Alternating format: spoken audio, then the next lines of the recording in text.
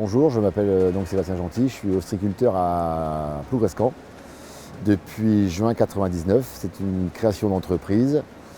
J'ai démarré, j'avais une surface d'environ 2 hectares de parc et maintenant j'exploite 17 ou 18. Je produis entre 350 et 400 tonnes d'huîtres tout confondues, entre les huîtres commercialisables et ce qu'on appelle la garniture. Donc là je vends à des courtiers ou à des gens qui expédient aussi directement. Et autrement, j'ai une deuxième affaire donc, qui s'appelle Bretagne Huîtres, qui elle commercialise des huîtres, qui les met en bourriche, et qui fait des marchés et qui fait de la vente au détail. Alors l'élevage d'huîtres, comment ça se passe? On achète des naissins en 6 mm au mois l'été, en juillet-août, qu'on met dans les parcs.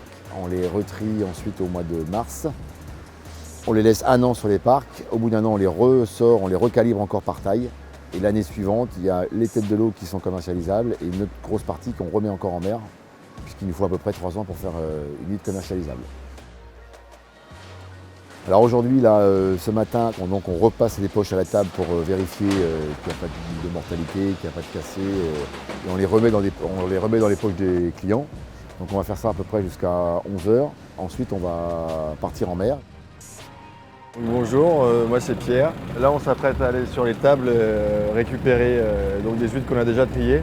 On a la commande le matin, on va les chercher et on les prépare tout de suite et il faut que ce soit au plus frais possible, donc il faut aller les chercher le jour même pour le lendemain.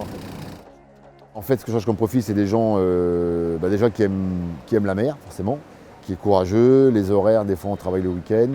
Disons qu'en morteau, il y a des horaires très fixes, des heures fixes, et en marée, forcément, c'est en fonction des marées, donc là, on s'adapte à la mer, forcément. Voilà. La grosse charge de travail, c'est du 15 octobre à mi-avril. Alors les salaires, ça va en fait, c'est à l'heure.